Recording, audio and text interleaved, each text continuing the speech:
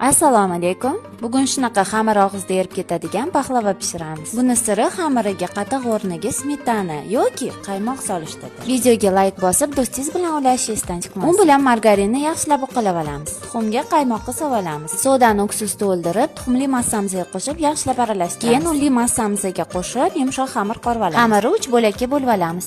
Bitta bo'lagi ozgina kichikroq bo'ladi. Shu kichikroq bo'lagini listga yoyib, duxovkani 160 gradusda ozgina qizarguncha pishirib olamiz. Endi bizesini tayyorlab olamiz. Tuxum oqiga 1 chimdim tuz qo'shib, yaxshilab qatiq ko'pik bo'lguncha ko'pirtirib olamiz. Limon kislota va shakarni oz-ozdan qo'shib ko'pirtirib olamiz. Keyin xamirni yoyib, listga bortiklar bilan qilib olamiz. Ustiga yarim bizeni surib olamiz. Yong'oq va magizni sepib olamiz. Ustidan pishirgan xamirimizni qo'yib, bizeni qolganini surib olib, yong'oq va magizlarni sepib olib, oxirgi xamirimizni yoyib solib olamiz. Ustiga tuxum sarig'ini surib, pichoqni paxlavani yarmigacha videodagidek kesib, yong'oqli terib olamiz. Avval duxovkani 160 gradusda ozgina qizarib, keyin pas olovida pishirib olamiz. Issig'ida ustiga asal surib olamiz. Yoqimli ishtaha tilab dasturxonga tortamiz. Video tomosha qilganingiz uchun rahmat.